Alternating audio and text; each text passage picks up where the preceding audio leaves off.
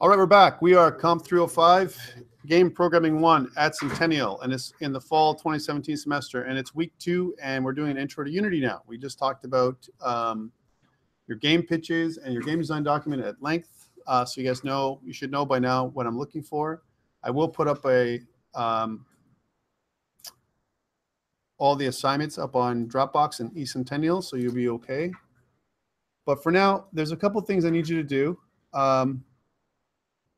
And I'm going to up on the assets I'm going to be using today are up on GitHub. So if you go to GitHub/Centennial College and you search for MP assets, I'm going to be using those today because I'm going to make a small game with you guys over the next couple of sessions. If I can do it all today, I will. Chances are I won't be able to do it all today, only because it takes time to explain everything. But if I can do it all today in one day, woohoo! Small game in one day. I don't know if I can do that. So yeah, so grab these assets. We're all on the same page. So I want you guys to have the same assets, right? So there's no excuses that I don't have the assets, Tom, I can't do my work, right? Okay, cool. So once you've got this, that's the first part. Let us get into, again, so it's github.com. Let me put this thing on. I'll put the link up on Slack. How about that? That might be the easiest thing to do, right? I'm not using all my tools and resources. One day. By the way, you know, I've been using Discord a lot lately, and I still like Slack more. I think it's more stable. Discord video now. What was that? Discord video now. True. They've done a lot more stuff with video, but let's see what happens. Let's go to here. Up. And so these are the assets that I want you to grab. If you haven't been able to get them from already, I'm going to use these assets, right?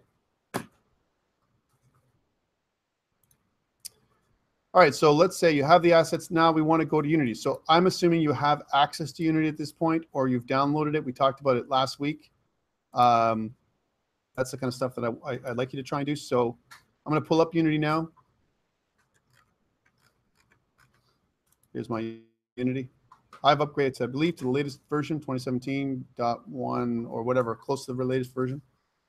I'm going to make a new project, right, in Unity. So let's do it together. So new. So you pull up the projects. I'm going to go new. Now, if you've never done Unity before, you need to get a Unity account. If you've never done Unity before, so you need to get a Unity account, or else you won't have access to Unity, even if it's on the system in front of you. Okay, so that's one thing. I do have a Unity account. There in Unity, we have this little project creation screen. It talks about the organization. That's me. The other one will be you. Also, from a folders perspective, I'm putting up my Unity projects on a folder that's on my desktop. Unity projects, right? I'm obviously not going to leave it as new Unity project number 4, right? That doesn't make sense.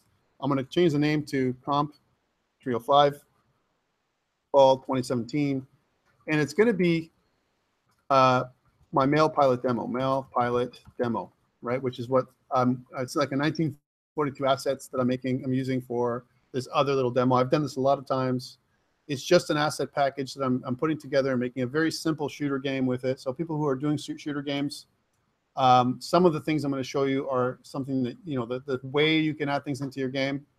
But there'll be other things that won't apply to you 100% with what I'm doing. Okay, so now I'm not going to choose Unity 3D. By the way, the difference between Unity 3D and 2D largely is the camera when you start off, right?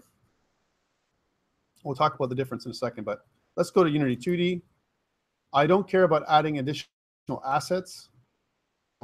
And now, if I want to enable Unity Analytics, that would be really cool if I was analyzing my game for sales or even for performance. I don't care about that right now, so I'm going to turn that off. Right? So this is off, and I'm going to go create project.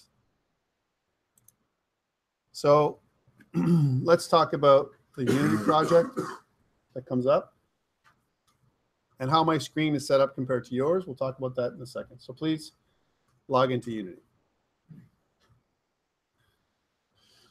All right, so mine's up. No, I won't download that. Might be another version.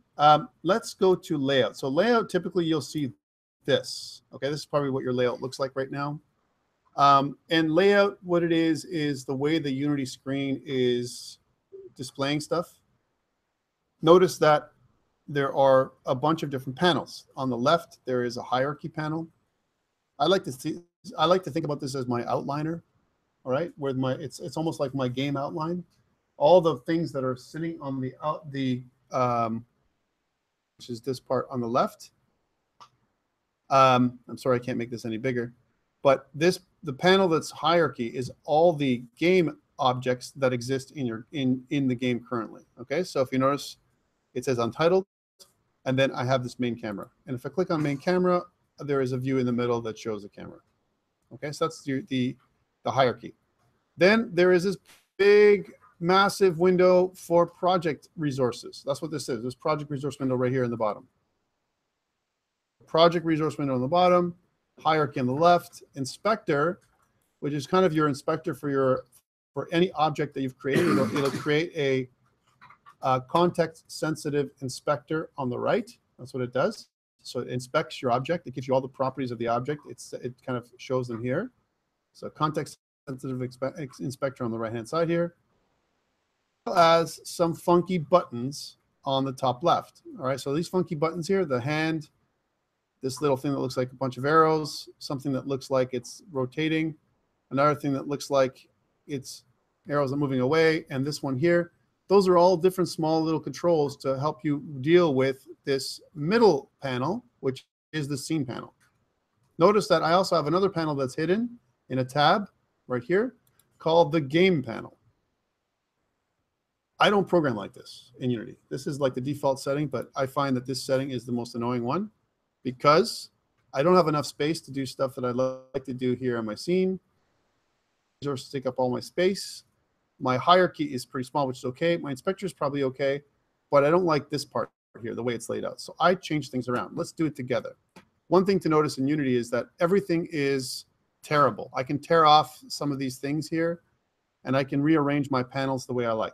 Okay, first of all, this console tab, I want to put this up here. So I'm just going to drag and drop. I can drag and drop panels around like this, right? So let's drag and drop it up to the top. All right, so there we go. My console panel already is giving me an error for some reason. My project panel is the next thing I'm going to tear away. So I'm going to tear this panel away. I'm going to put it over here, right? And notice that it's here. There's my project panel, right? Okay. And this is neat, but I also want to put my hierarchy panel above it, right? So this is I'm going to put it next to it for now. So I'm going to have my hierarchy panel here for a second. And you see my project panel here. And then I'm going to tear my project panel and put it underneath my hierarchy panel. That's how I like to set things up. And then I'll just move things aside here like this. So this is how I've set things up. So why is that? Because I've got this great big panel now on the left-hand side, which is my scene. I've got a small hierarchy and a smaller set of assets here in the middle. And then my inspector stays the same. Okay? Are you with me? Please try and set up your panels to look like mine. All right, even if you're not comfortable doing it right now, right? The reason why I want you to do this is for this project. Now you may work differently in your own project, but do what I'm doing now, so you see so we're on the same page, okay? And then if you do that, then we'll be all good, right? There won't be any sin like, well, my screen looks different than yours, Tom. No, it doesn't, right? Okay, here's sometimes. So I start off. This is one of the ways of doing things. Notice that the scene itself is kind of big. And again, depending on my resolution, I'm just going to pull this in a little bit so you guys can see the edges of my screen, just so that way, you can see it all on the display up here. I'm using a Mac. So obviously the lights that appear up here on the screen are going to be different than your X on the Windows machine. Yours X should be on the right-hand side. But for the most part, it should look like this. For people who are coming in late, please pull up Unity, go to 2D, and maybe the people that are there can help those people out to set up. All right. Again, I am recording things. So this is the first thing I'm going to do, right? Next. I've got a bunch of screens here that are a bunch of other tabs here that I don't have right now. But the three tabs that I'd like you to definitely have over here on the left are the scene tab, the game tab, and the console tab. There's some error. I don't care, right? So those three tabs. 1, 2, 3, right?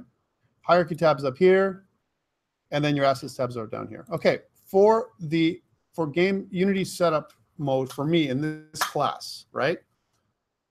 My assets this assets folder on the right here that you see under the project tab, the project window, all my game assets, right? As well as all my scenes are going to be described here. I want you to think about a scene as a level, if you think about it, okay? That's really what a scene is. It could also be a screen. If I had a mobile device, I would have three screens, let's say, in my mobile device. Each screen would be described in here in Unity as a scene. That's just the naming convention they're using, okay? So on the right-hand side where I have assets, I can create multiple folders, which is what I want you to do here. So you're going to do my folders, okay? Again, if you learn with Wallace, you may have done things his way. I want you to learn how to do it my way, and then eventually after this class, you'll have your own way, right, to do stuff. I know Winston's probably going to do it his own way anyway because, you know, he doesn't like my way. But I still love you, Winston. Vincent, I still love you too. I don't mean Vincent, I mean Winston. All right, there you go. So on assets, if I right-click here on the assets, inside the assets panel, I can create a folder. Notice my folder's on the top there, right? Create folder, right? That's one way of doing it. Yay, I made a folder. Folder, right? And the first folder I want to have is the underscore first, scenes folder, right? That's a really big fat folder here, and I don't like that. On the bottom, you have this little dial, right? And I want to dial it back all the way to the left to make it into a list, okay? That's why I like formatting my stuff. Now, the reason why I've put underscore scenes is because the underscore will appear first on the list, right? So that's the first thing I want to put in. So underscore scenes, that's up here. I want to make another folder, right? Now notice there's other little controls in here. There's also this create button right here. So as long as I'm clicked in here, not on the actual folder, but in here, I can click the create button. This is another way to do the folder. So I'm going to click the create button, and I can go folder. And that might be the other way, all right? So you can right click, or you can use the create button, underscore, and I'm going to call this scripts, because your files will have scripts, right? We're scripting here in this class, right? We're going to actually do some code. Whoa. And we'll do some code today, right? Okay, cool. So scripts and scenes, stuff down here that we're going to include, right? If you've downloaded the assets that I've told you about, and if you look for those people who came in late on Slack, there is a GitHub link for the assets. That's where I put it, right? And I'm gonna get these assets. Here they are. If I look at the assets, this is my folder. If you're Windows, you'll also have a File Explorer here, or Windows Explorer if you're older Windows OS. There are a few other folders inside of them. One of them is Sprites. The other one is fonts, and the other one is audio. I don't care for the main folder, but I do care for these ones. So grab these three files, these three folders right here. And this is interesting. What I want you to do now is I want you to drag and drop right underneath here, right inside your folder space. I want you to grab these things and drag and drop them in. So like this. Whoop. Notice that Unity gives me this plus button, and what it does is it imports everything immediately.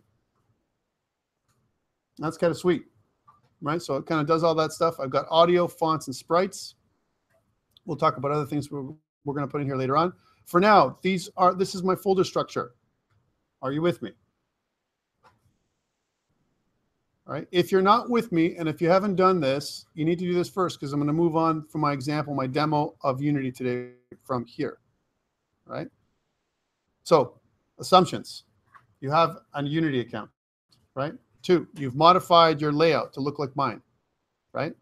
How about if I want to save my layout? Well, if you notice on the right here is a bunch of stuff I've saved. I'm going to just make my demo layout. I'm going to save another one.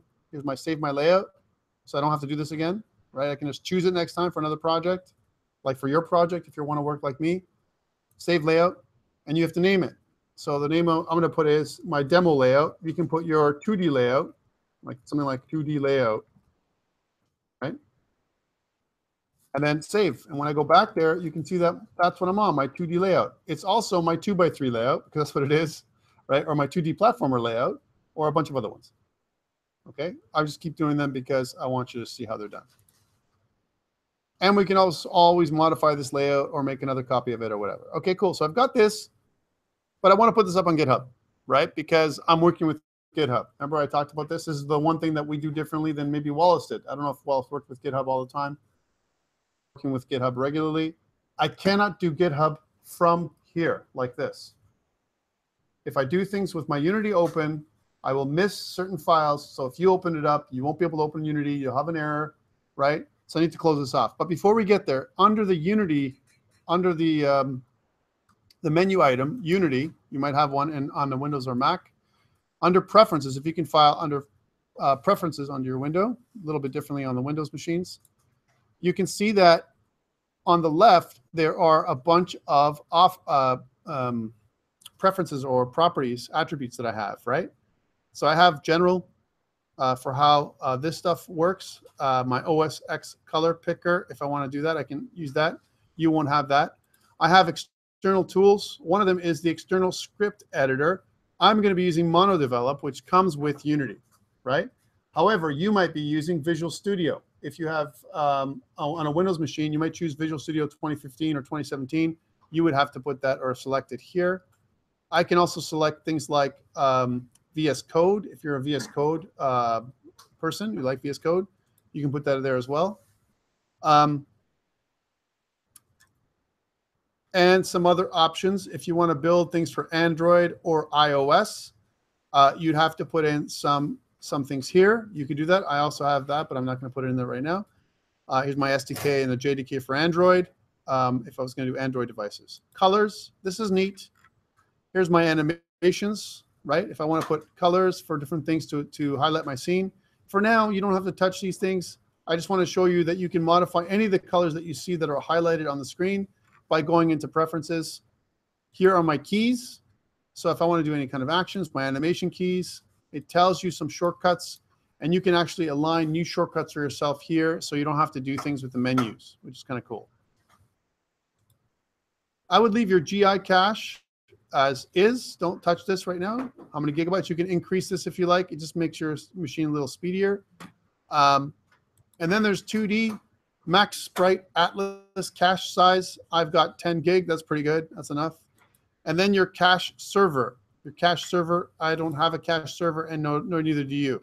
All right, so please leave this alone. So this is the properties panel. All right, just want to show you this stuff first. Or preferences. All right, so this is the Unity list. The file list, let's go through this one, right, where I can save my scene. I'm going to save my scene in a second, right? Here's my save scene, right? And there's also save project. I got to talk about those two things. So I have two save buttons. This is really weird in Unity, right? Where I can save my scene, but I don't necessarily save my project. It's kind of separate, right? So that's what it kind of makes sense. So if I save my scene and I don't have a scene yet, it's going to pull up a window for you two, right? I want you to call your scene main for now, right? And this main scene, or you call it level 1 or the play scene or whatever, this main scene you want to put somewhere, and of course you want to put it inside scenes, right? Inside your scenes folder, right? And then click save. Notice now that in your hierarchy, when you do that on the top right, your hierarchy says main, right? That's what it says, because that's the name of your scene. And then main, we're good to go. That's your file menu. There's also something here which is very important called build settings. And in our game, we're going to always make a build for WebGL. Remember I talked about this? We're going to be developing for games that I can actually look at right away. Your main build is going to be WebGL. WebGL is a web technology, right? So now you have to download this component if in your Unity. If you've never done it before, it won't show up as an option. Let's go to build settings. Under build settings, you're going to see the target platforms, and Unity is amazing for the target platforms that it can support out of the box appear here that you cannot select. For example, PS4. I can't select this because I need a license for PS4 or PS Vita or Xbox One. Those three game consoles I can't do anything about. But the other ones are all things that I can actually click on and build for, right? The build we want is not iOS or Android. PC and Mac is the standard build target. Okay, that's the standard build target. But we're not developing for tvOS or Android or anything else. We're developing for WebGL, which is further down here. So if you look at WebGL, where the HTML5 symbol, I want you to click there, right? So that's the build we're making. When we build stuff, we build for WebGL. Now, we don't do a build unless we click this build button. Okay, that's when we do the build. Now on the bottom, you also have a couple of different other buttons down here. One of them is called Player Settings, and the other one is called Switch Platform. Okay, let's click on Player Settings. It'll appear in your inspector on the right. Notice the default company name comes up here when it flashes back on. And I'm going to call this Centennial, right, for us, right? Here's my default company name, Centennial College. Notice my product name is right here. So if I'm doing a product, I can also define my default icon if I want to have an icon for it, my default cursor if I have anything new. But the main important thing is down in here, my resolution and presentation. I am not going to present at 960 by 600 for this demo. I'm going to go with an older, smaller resolution for our demo, 640 by 480. So please change these to 640 by 480. Oops, not the fourth pixel, no. 640 by 480. If you don't, then yours will look different than mine, right? For now, I'm not going to check off run in background. I'm not going to do that. You can also just decide on your icon, if any, your splash image, if it applies. I can actually look at a splash screen. And we can talk about that later. Any kind of logo that you want to attach, right? And so on. And your background colors for your splash screen and so on. We're not going to go there right now. That we can include here in terms of color space, right, and so on. We're going to leave all these normal for now, as well as different kinds of errors that are logged, all right, those kind of things, and publishing settings, right? We may decide to change the memory size for WebGL. For now, we're leaving it as is. And anything else you want to put in here, we can put in here. One cool thing is they've added in WebAssembly. Anyone know what WebAssembly is? WASM, or WebAssembly is what it's called, is a new technology, a web technology that the web is moving towards that is very binary-like, all right? This is interesting. And you can program it with C++. So it's kind of taking the place of eventually WebGL in the future. For now, like it says here, it's experimental, so please don't click this. So I've modified things here, and the only thing I really modified was my resolution and presentation, which is 640 by 480. Yay. Cool. All right, so I've done this part. I'm not doing the build right now, but one thing I can also do is see where it says Scenes in Build, right? I want you to click Add Open Scenes. And what this does, it will include the main scene in my build, right? And now just close this window off, and then save the scene, and then File, Save Project, please. This is all just beginning stuff, just to get you going, all right? So that's what the File menu does. It allows me to save the scene, save the project, and also do build settings. So whenever I ask you to do a build, WebGL build, I want you to go to your File menu to get that done, right? Next, the Edit menu, right? So the Edit menu allows me to do things like work with the objects that are inside the scene. Okay, if I click on the main camera, once I click on the main camera in my hierarchy, in my inspector, I see properties of the main camera. I also see some little,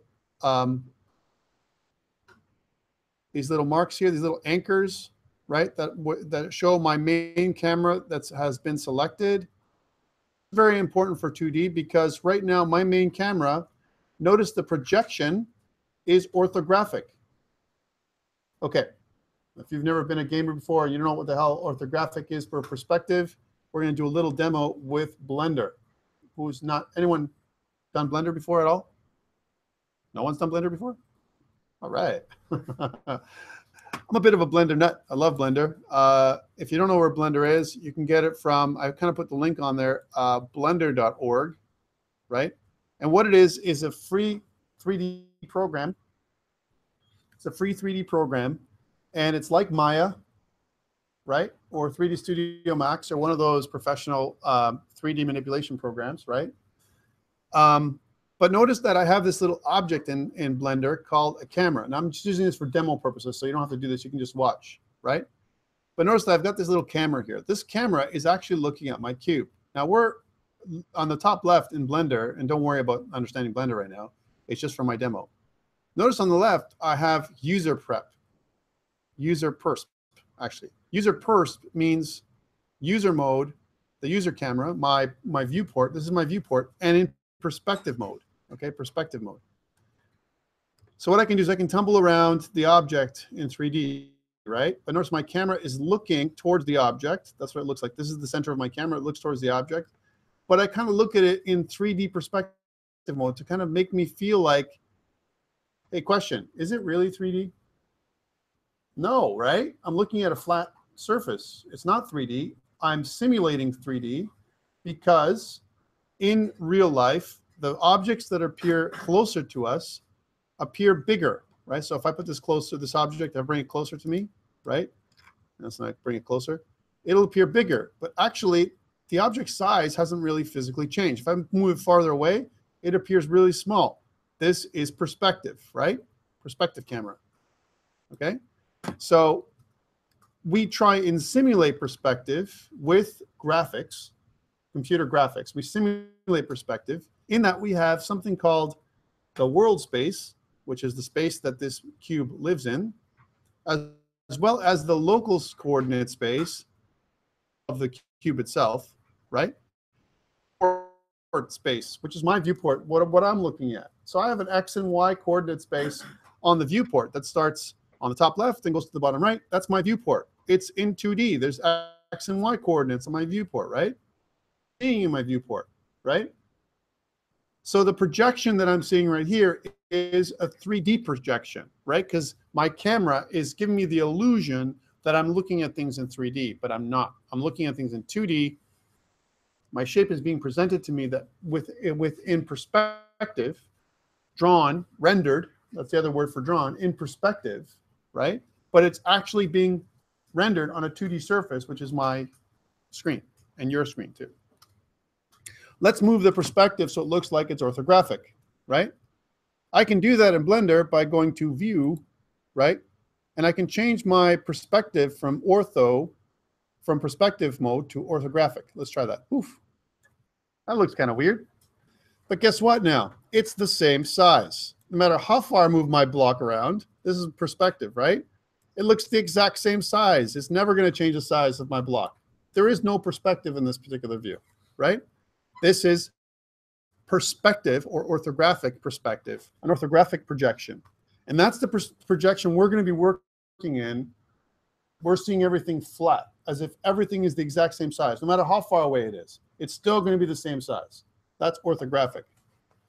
To really make it orthographic, we want to use it. We want to usually use or see our scene, because this kind of looks like skewed, right? It looks like our cube is kind of at an angle. But I always want to look at my stuff face on, right? Or from one facing, if you will. Our viewport right now is not looking at it dead on. It's looking at it from kind of an angle, right? So how do I do that? I can go in Blender, I can go and look at the front perspective.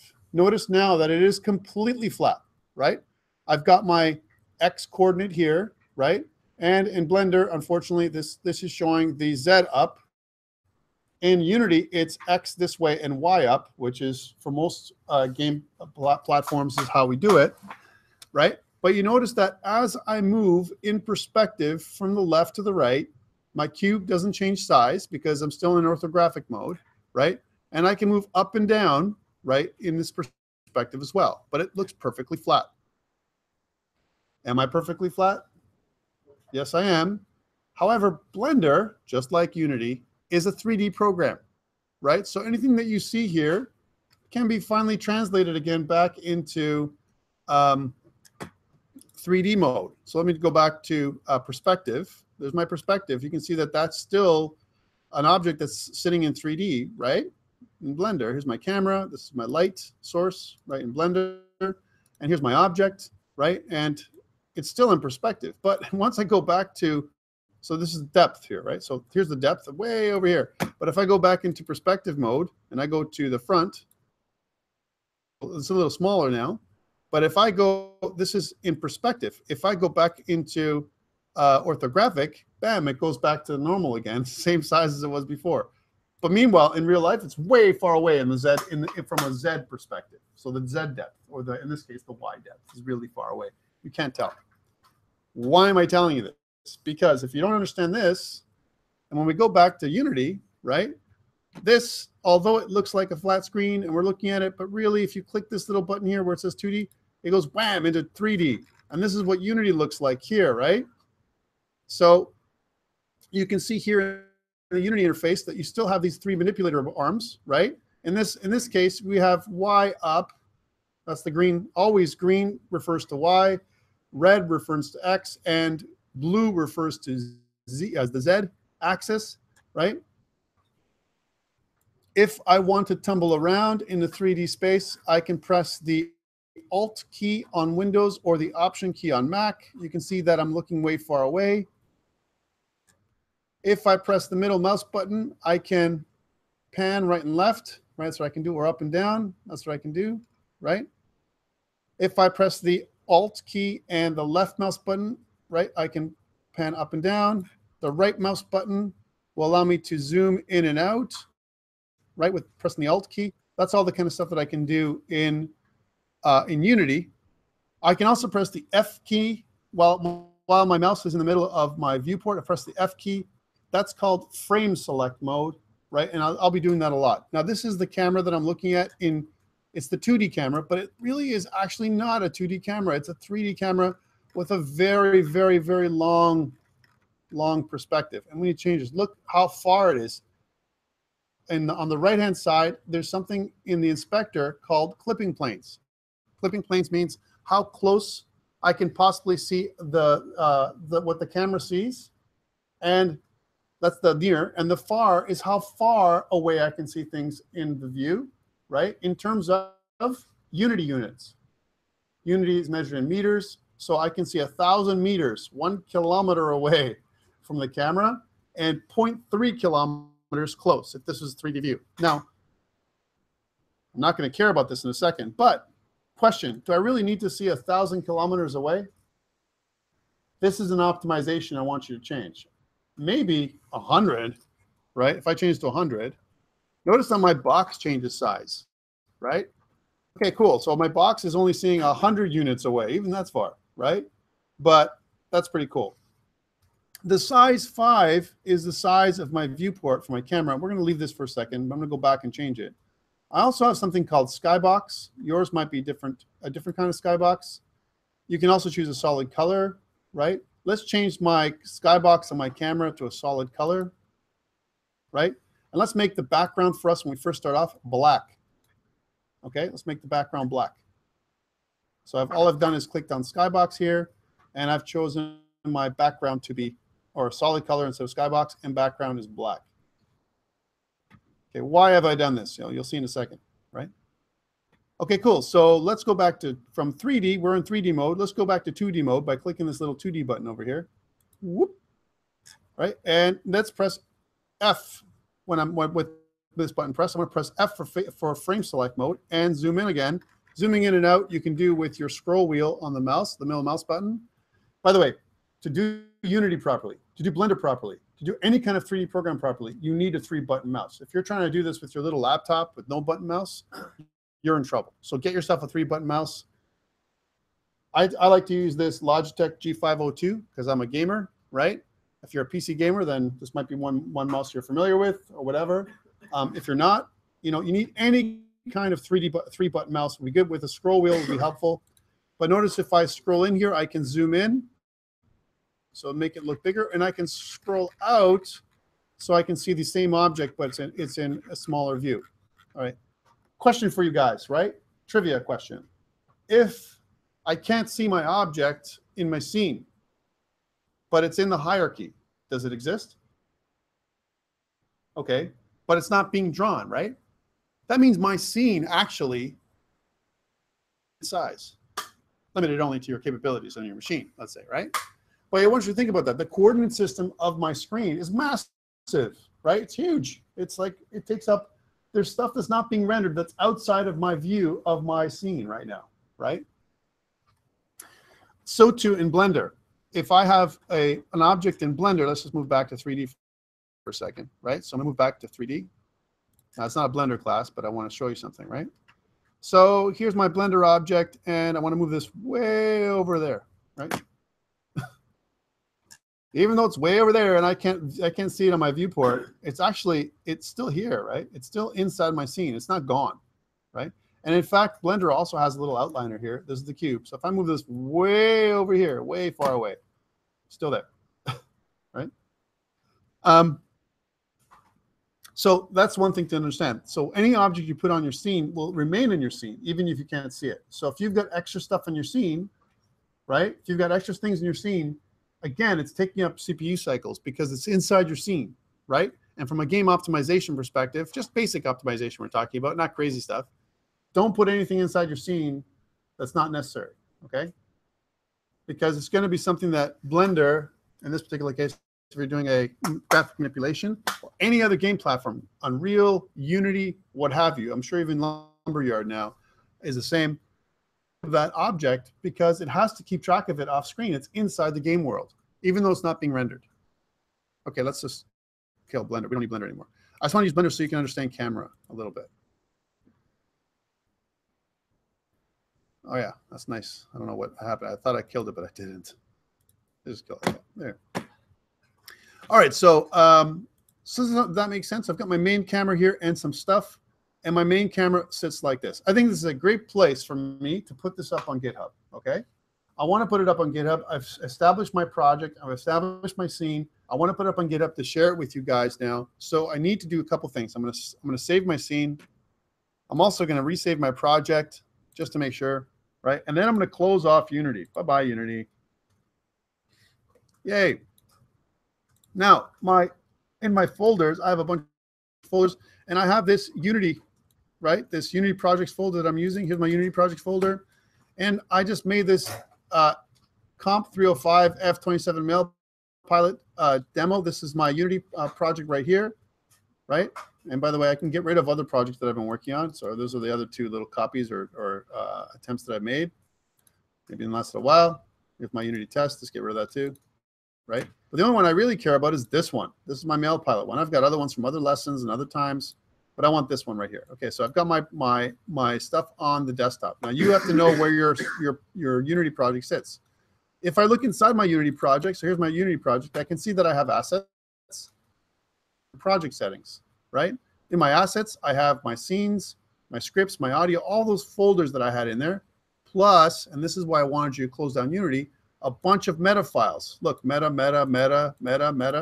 If you don't close this down properly, your meta files will be locked, right? And chances are you will not be able to put this up on GitHub, right? So you need to close your GitHub or your Unity down in order for me to share things with you on GitHub in its entirety. If you don't do this, you'll be missing stuff. Unity will try and correct, and if you load up my project, it will somehow be the same, but there might be some differences. Okay. Same thing with library. There's some, we can look at the Unity library. There's a bunch of stuff here in terms of basic assets to make up what the Unity user interface will look like. That's what this does. Project settings. These are all the project settings that I've set up in terms of my audio manager, my input manager, which I haven't touched, and a bunch of other things. These are all things that I can modify for my project. Okay. Right now they're in the default setting mode. Okay. But this is the stuff. These are the assets, this is the files that I want to put up on GitHub, right? So I'm going to go back out one. So here's my folder. Now I'm going to pull up my terminal window, right, on the PC. It's called the command prompt. In order for you to do this properly with your own PC, I recommend, I'm going to just go into a new window here. I recommend going to git-scm.com and downloading a fresh copy of Git on your Windows machine, right? Why is that? Because unfortunately for Windows users, your command prompt may not work properly from the get-go, right? So what happens is, the way to test this out is to go to your command prompt, try this out now, please, with me, and type in git ---- version.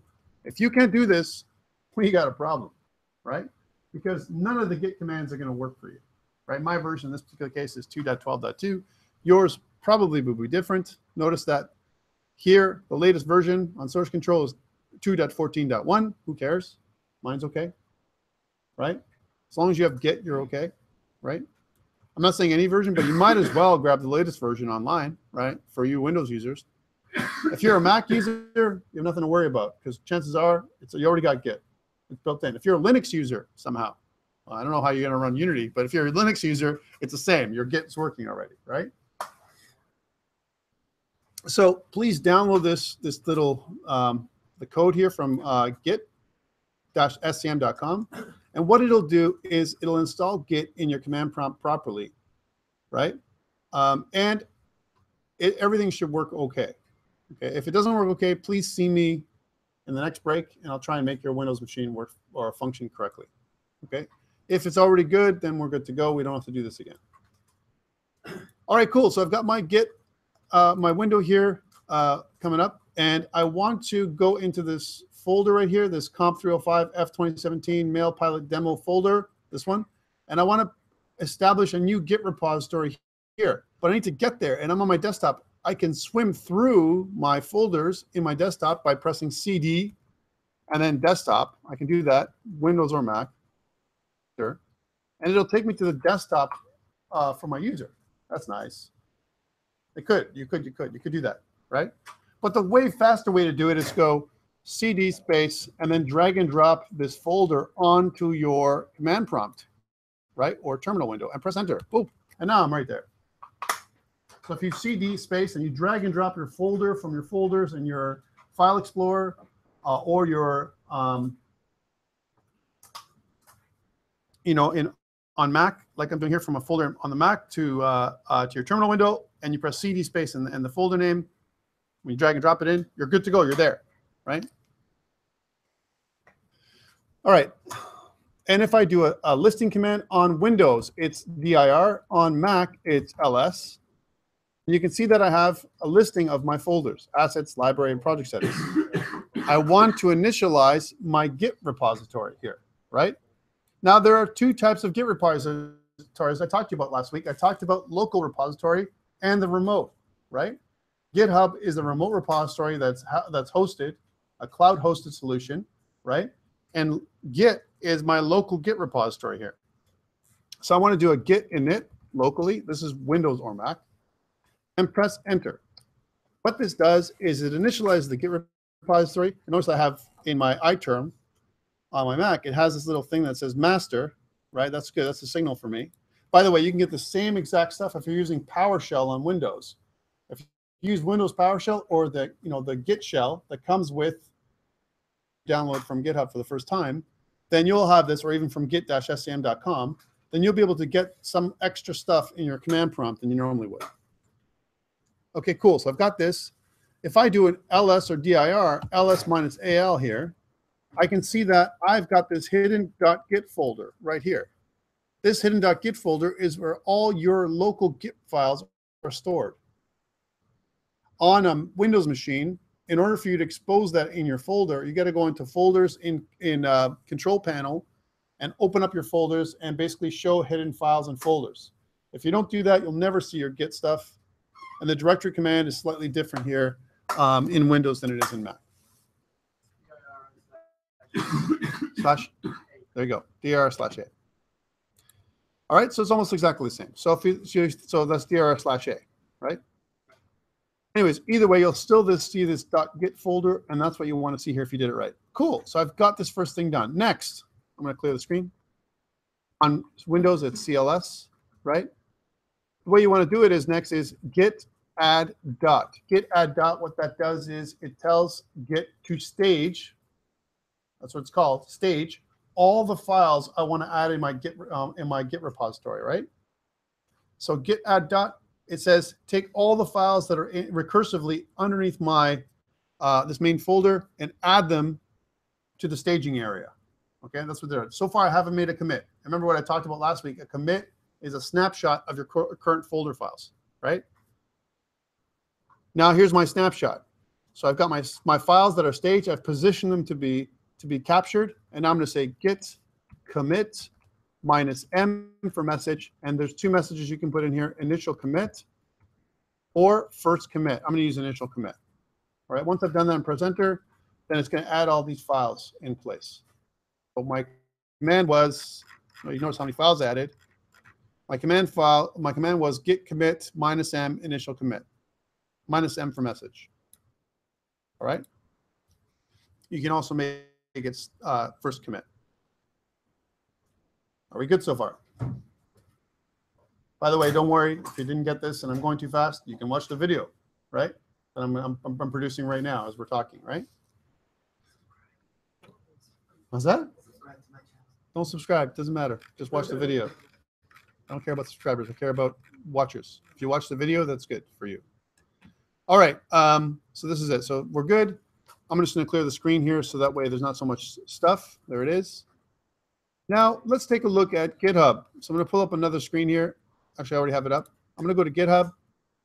I'm going to go under Centennial College, and I want to create another folder. It looks like a folder, but it's actually a repository up online here, right? Now, the one thing people asked before is they said, hey, hold on a second. I don't understand. Why don't I just use like Google, Google Drive or OneDrive or Dropbox? And I think you're crazy if you do that, because that's not what we do in the industry. We use some kind of version control system, number one. And two, it doesn't keep track. Dropbox and Google Drive and OneDrive will not keep track of your changes. And they won't keep track of your issues. And they won't keep track of your project or anything like that, right? There's no tracking mechanism at all, right? Now, they have great backup because those platforms are rock solid, or else we wouldn't be using them. We wouldn't use Dropbox or Google Drive or, or OneDrive. But GitHub and also Bitbucket, those are the two, kind of very popular services out there. They're, I think GitHub is on Amazon Web Services, right? So it's pretty rock solid as well. All right, now what I want to do is I want to make a new repository. That's what I want to do here, new repository. I got to choose the right organization. I have several. So here's a bunch of organizations that I've been part of. I want to choose Centennial College. You'll be just choosing your name, right? Or the name of your account, right? And then you can choose whether it's doing public or private, a public or private repo, right?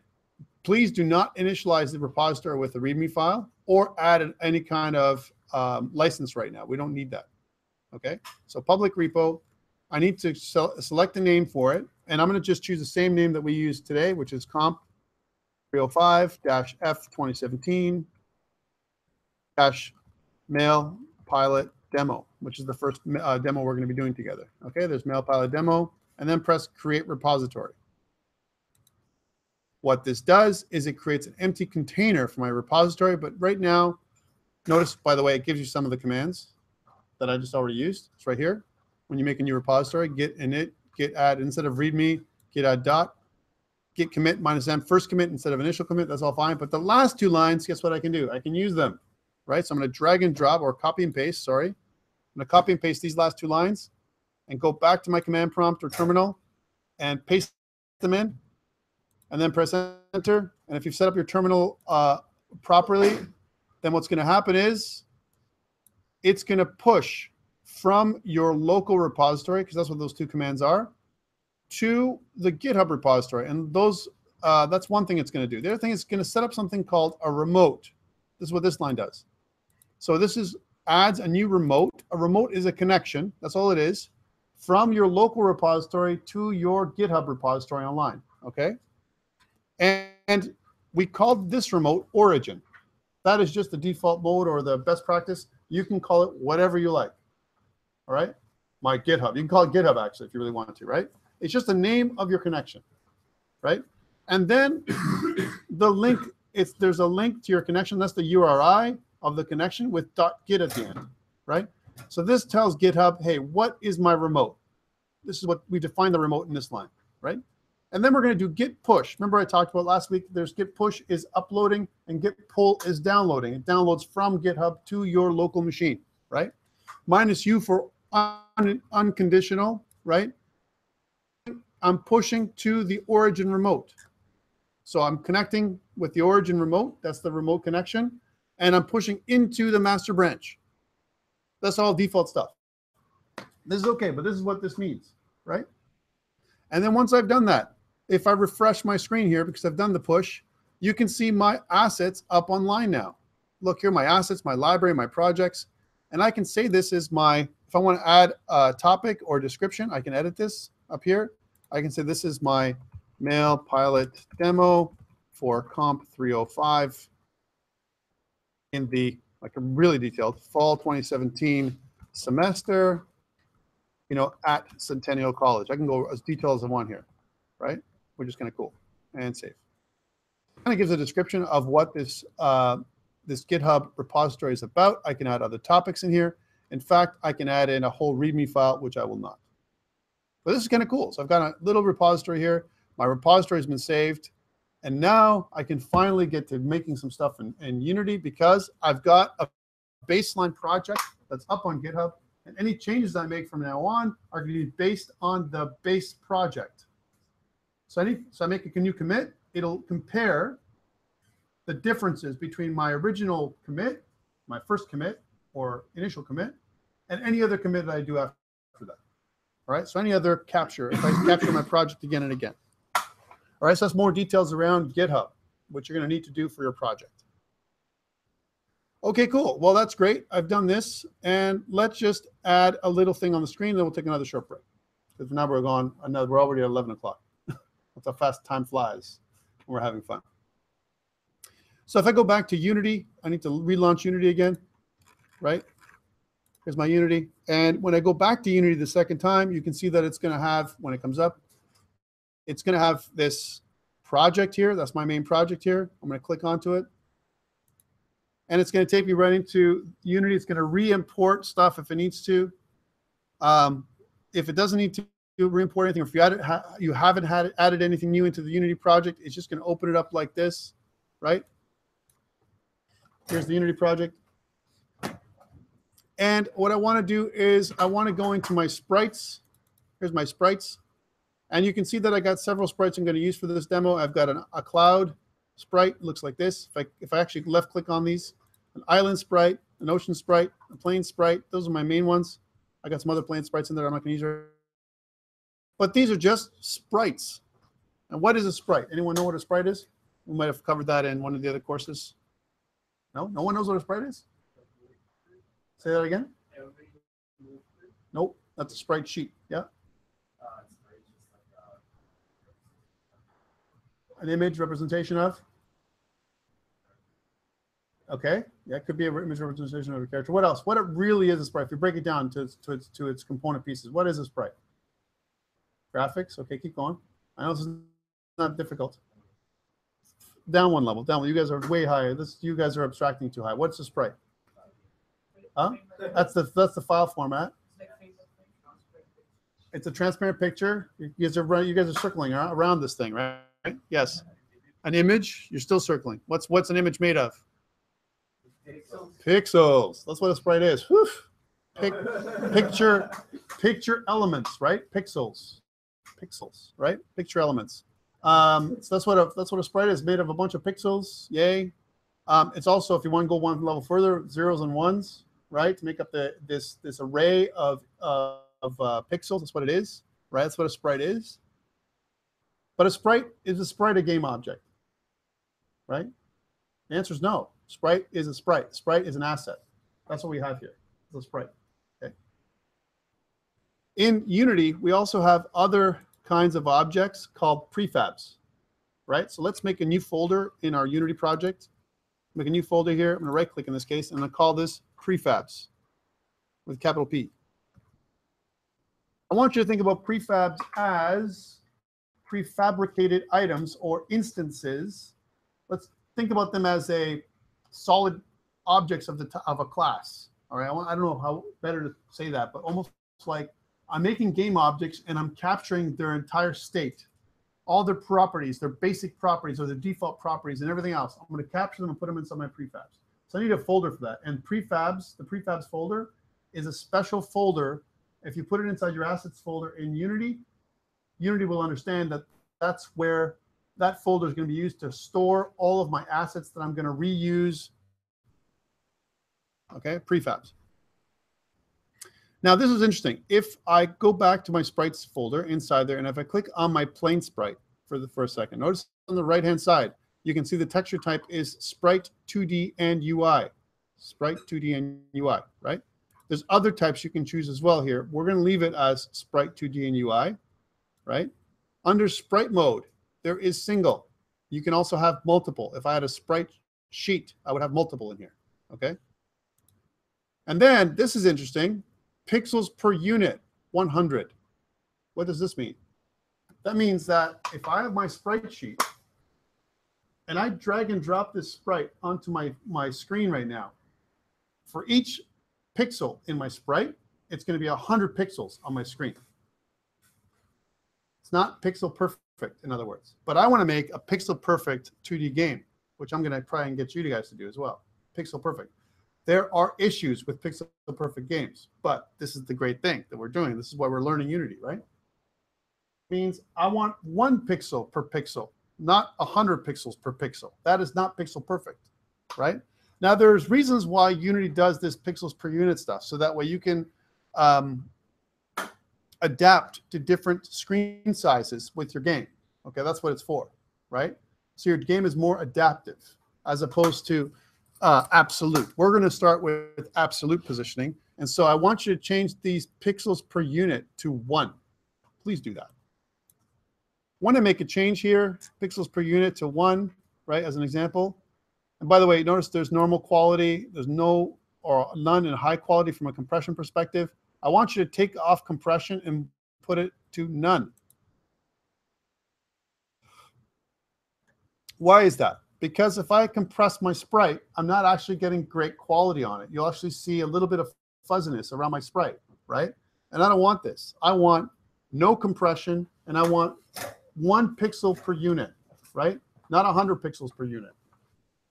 Is that a battery or something? I don't know what it is. Make sense? Mesh type, tight or full rect. Full rect is a rectangle that goes around the mesh, or a box, right? For now, I don't care about that. The center of my sprite, that's where the pivot can be. Or you can choose top left. This is where the pivot centers, or some other custom amount, right? Sprite allows me to do. Now, when I make changes like this, by the way, wrap mode is clamp, repeat, mirror, per axis, a bunch of stuff we have here, and bilinear. There's also trilinear. But guess what? I don't want any filters, so I'm going to go point, no filter. Choose that to point, no filter, right? And these are all the changes I made to this one sprite. Guess what? I want to do this to the rest of them. I'm just showing you what to do first on one, and we'll do it again so you see it. All right? When I do all this, I want to click on Apply. And when I apply this sprite, my plain sprite now has all these items changed. Let's do it one more time, but I'm going to do it for the rest of them. For multiple selection inside my assets, I want to select one sprite and shift select the other ones, right? But what about if these ones down here? If I shift select, it'll select everything. And I've already done my plain sprite. So I can do control select, right? So I can get control select.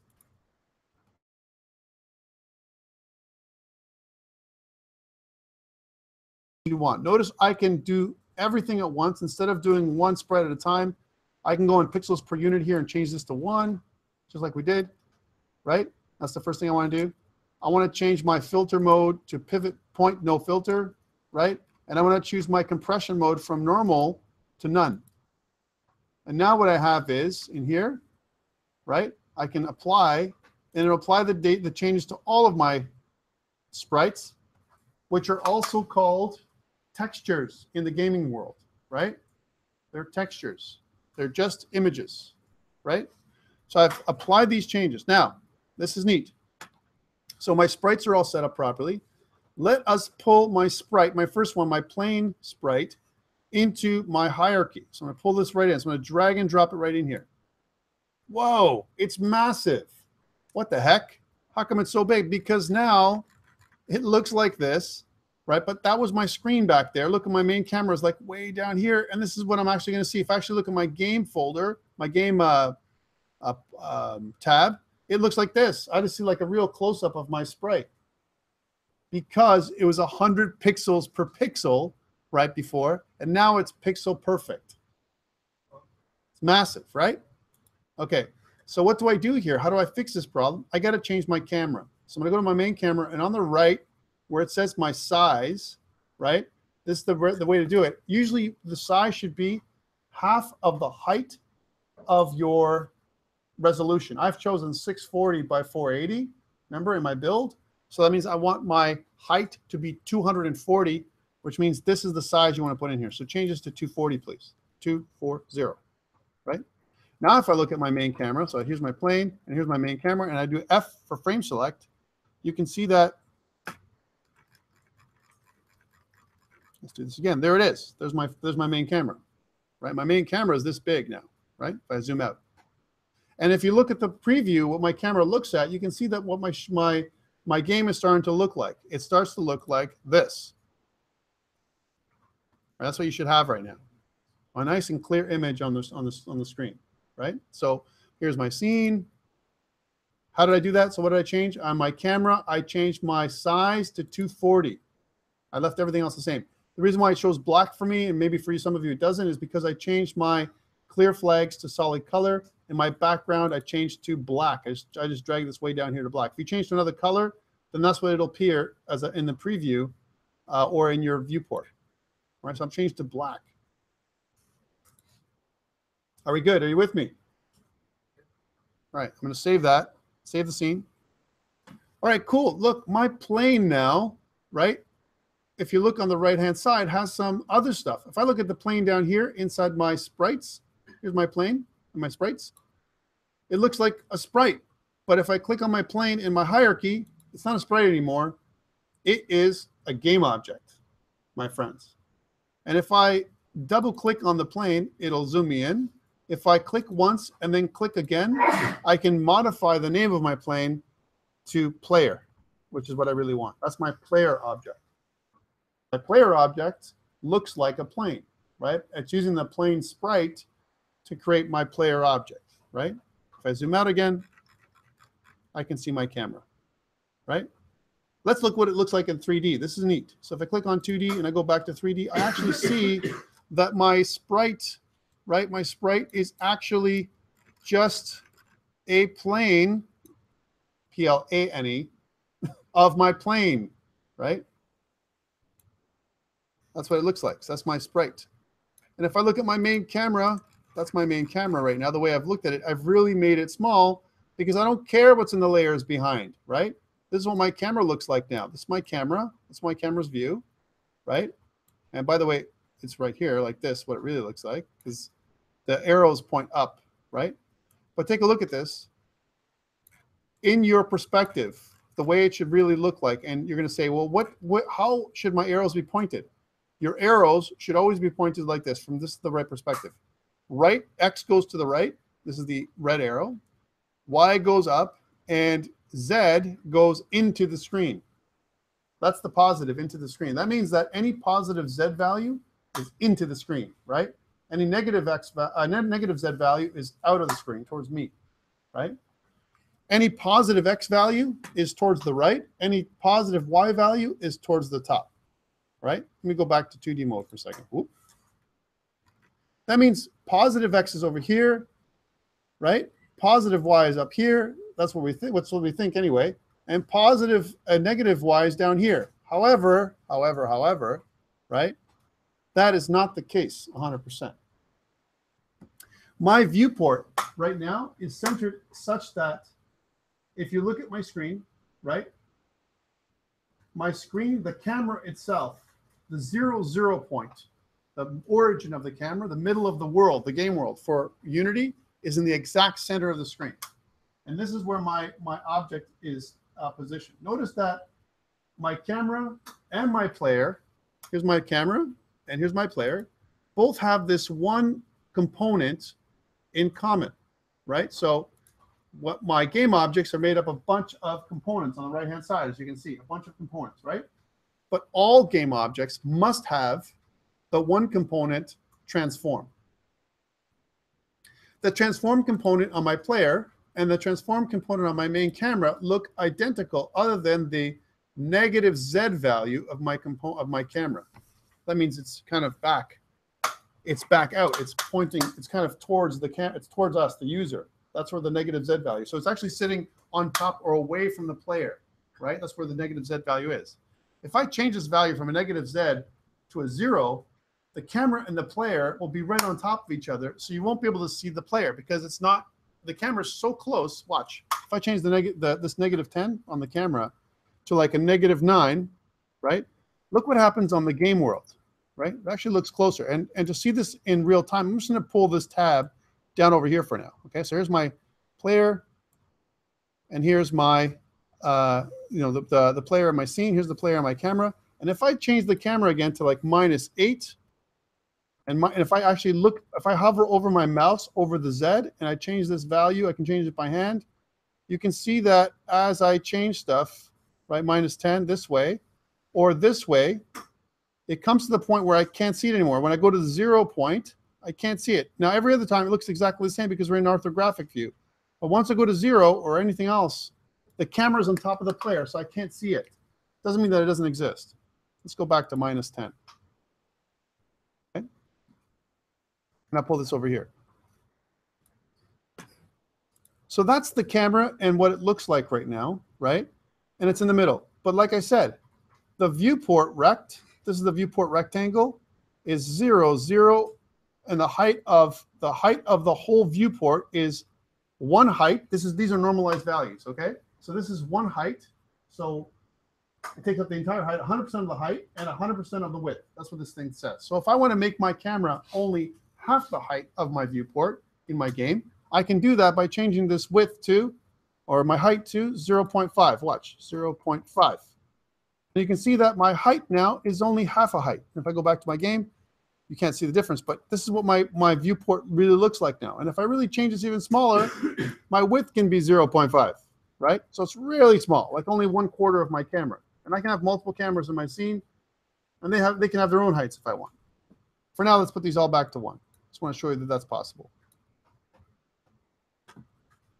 All right, so knowing that this is the 0, 0 point, if I look at my player, if I want to move him to the right, if I actually take him, if you look at these top level buttons, I can use my left hand to manipulate my objects on the scene. The Q, right? If I click the Q button, it hits the little hand.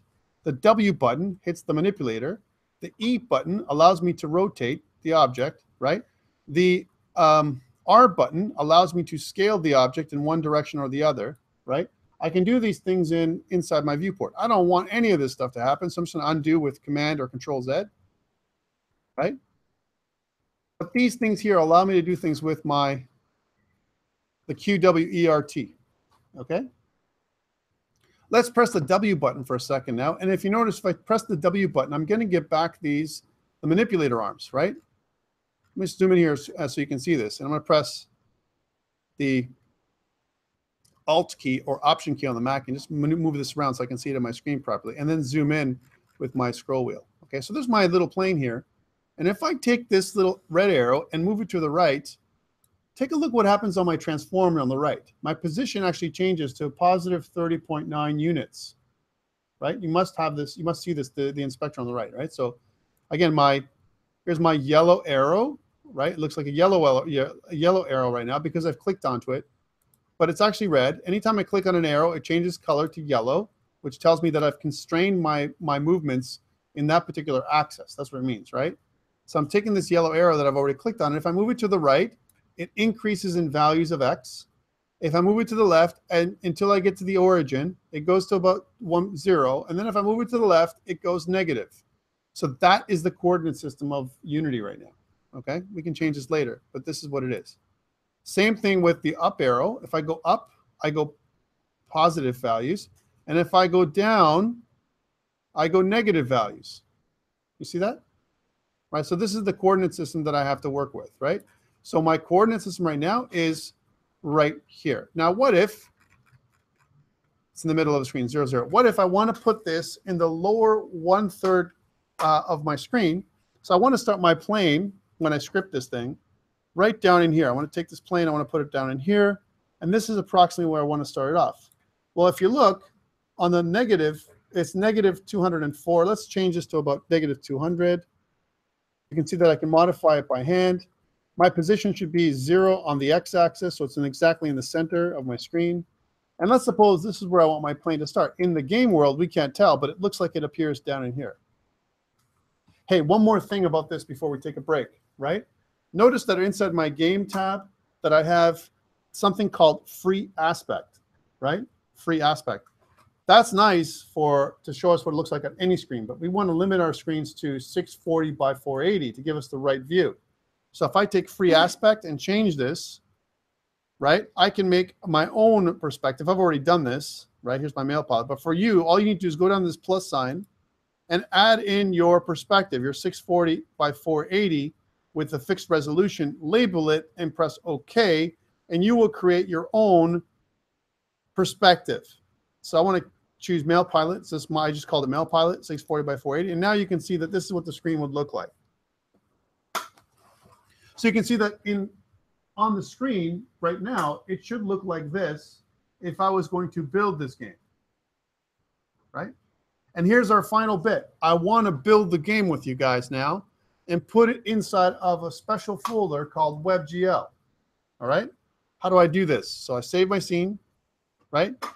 I want to save my scene because I want to capture my changes to what I've done with my player. I've added a player object, right? I've repositioned it. I've changed my camera. I've changed my sprites. I've done all that kind of stuff. I also want to file, save my project. And now I want to go File, Build, Settings. Maybe I want to try Build and Run. Let's try Build and Run. Okay, let me show you this now. Now, build, what it's going to ask me is, okay, you want to build. Remember, my default build right now is WebGL. That's what I've chosen, right? But what I want to do is I want to put my builds somewhere, right?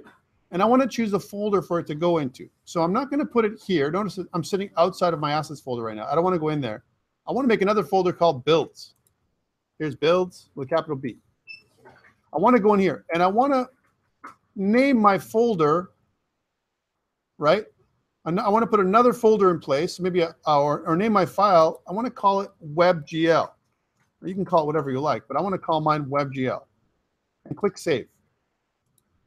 What this is going to do is going to convert my Unity project into JavaScript, right? That's what it's going to do. And it's going to save it inside my WebGL build. Then it's going to attempt to run it. Now it's going to say, hey, how do you want your screen to look like? My screen resolution is 640 by 480. Or do I want to go windowed? How do I want this thing to go, right? Let's make it windowed. Let's make it 1280 by 720. It doesn't matter because my screen is only going to be 640 by 480, so I'm hoping. And press play. Notice my graphics quality is ultra. Sure. And hold on a second. This isn't the web. How come I'm seeing it like this? Did I make a mistake? Where's my plane? Well, it's way down here. You can't see it, but it's actually way down there, right? But this should be a website, right? Not a thing. So what did I do wrong? Let's quit. Well, there's my little plane, right? And let's go to build settings for a second. Oh, man. What the heck? How come it went up here again, right? So I made a mistake, and I want to correct it. Right? I don't want this one. This was a PC Mac build. That was a Mac build that I made. I knew, by the way, when I came up with the selection, right? But I don't want to use this. I want to use WebGL. That's the one I want to make. Well, I need to correct it. I need to do this on the folder level. You can't remove your build or do any kind of folder manipulation inside Unity. So I'm going to go out to my Finder, or in your case, Windows Explorer, find that builds folder, right? And at least kill this WebGL build, this one. Kill it. Right? Move to trash. Let's try that again. So now this time, let's do the build again, but I want to build for WebGL. Yours might have looked different, right? I'm going to build and run again, but this time I won't have to choose a resolution. So build and run.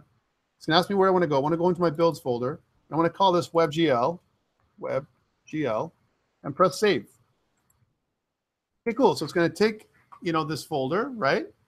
And it's going to convert it to JavaScript. That's what it's supposed to do the first time. Let's try this again.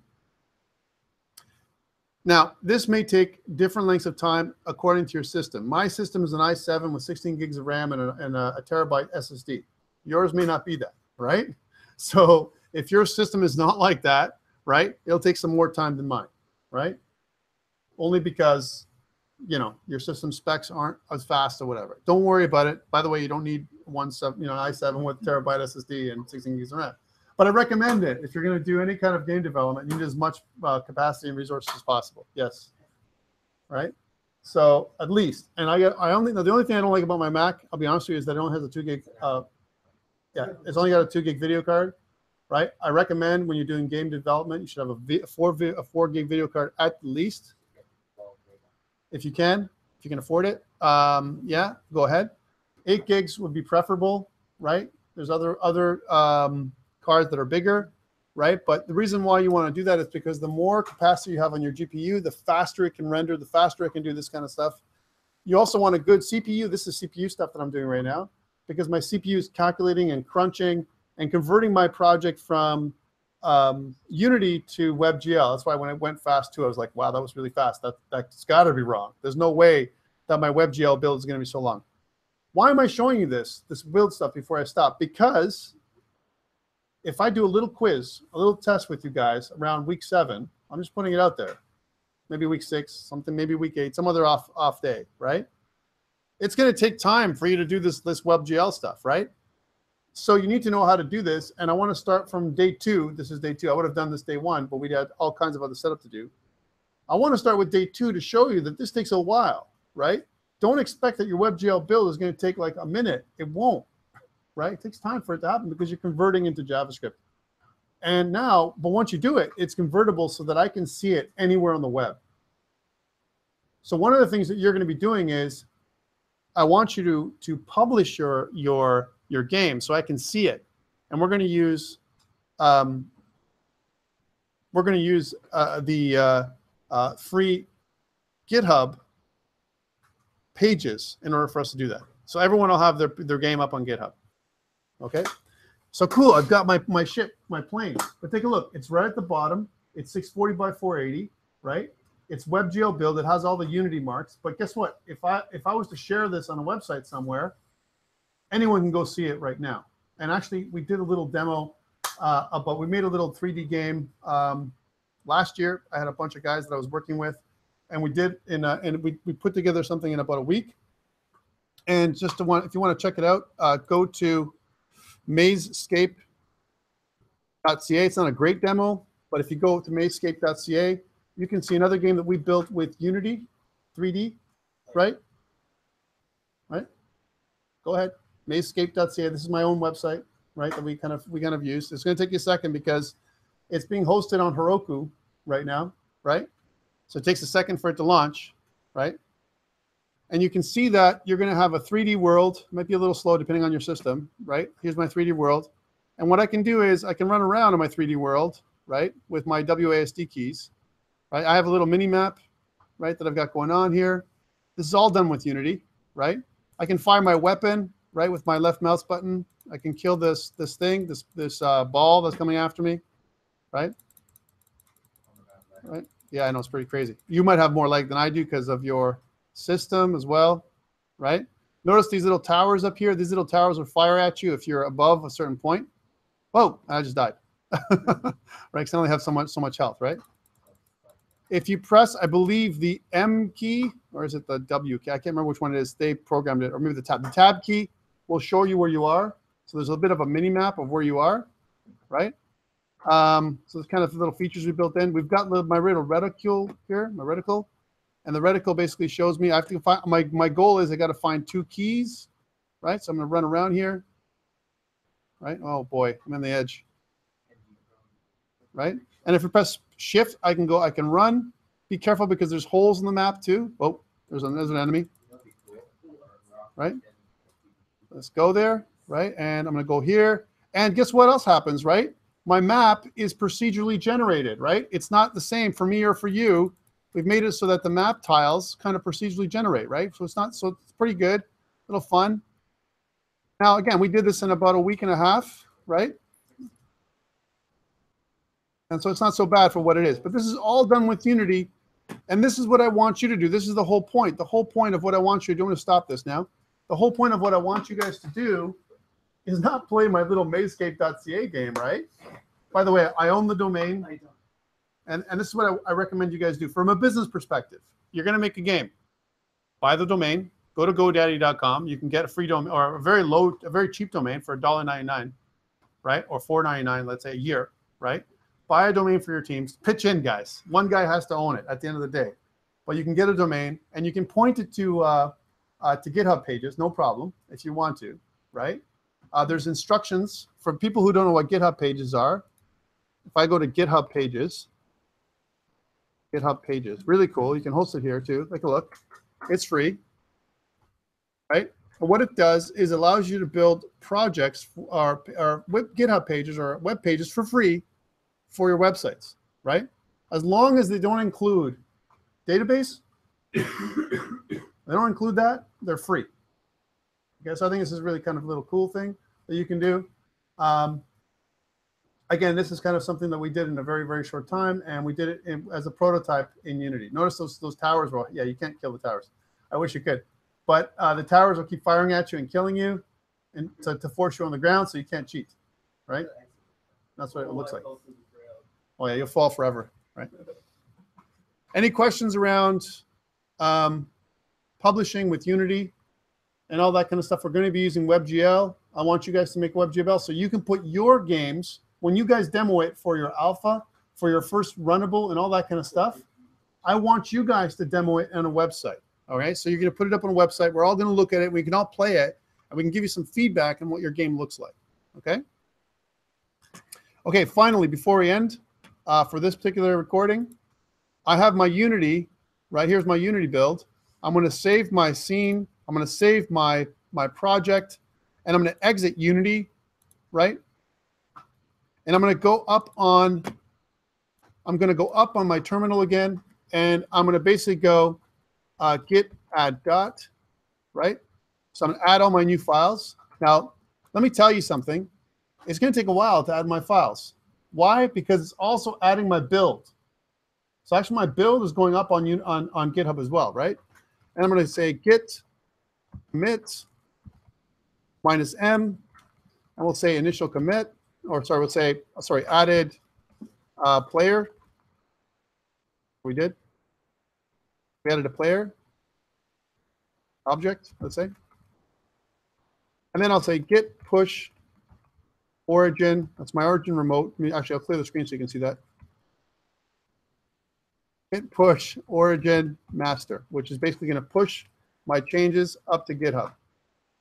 And you can see now my little empty project that has nothing in it but a little player and a build is actually about 65 megs. All right. Now you're like 65 megs. Where the hell did that come from? It came from my build folder. So later on, when we do another demo after we finish this demo, right? We've done after a couple weeks finishing this one. I'm going to show you how to eliminate or remove your build from your GitHub folder because it might be really big, especially if you're doing 3D. If you're making a 3D build on GitHub and you put it up on GitHub, it's massive. It can be gigs of information, especially if you download stuff from the asset store or whatever. You don't typically want to put your build like the way it is anyway up on GitHub, and we'll talk about that. For now, though, everything is good. And for me to check out what's happened, if I refresh my screen, you can see now that I have 2 commits. I have an extra folder called builds WebGL, right? You can see my build. And if I look into it, I have an index.html page that was generated by Unity, right? If I look at my index or .html page, it shows some basic HTML, and it actually connects to the Unity instance, right? So it has a JavaScript loader for Unity, and it loads up my Unity files. So that's what it is. So that's it for this one. So we've done just a recap. We've made a simple Unity project. We've added some assets. We've built a WebGL build, right? And we've deployed it so we can see it, right? When we come back, we're going to make the actual plane move around, and we're going to figure out how to do that. There's going to be some tricks on moving it with. I want to move it with my mouse, right? Not with my keyboard. There's tricks around that. There's problems around moving with your mouse, and we'll talk about that. So let's take another 10-minute break, and when we come back, we'll finish off the day with another hour of Unity.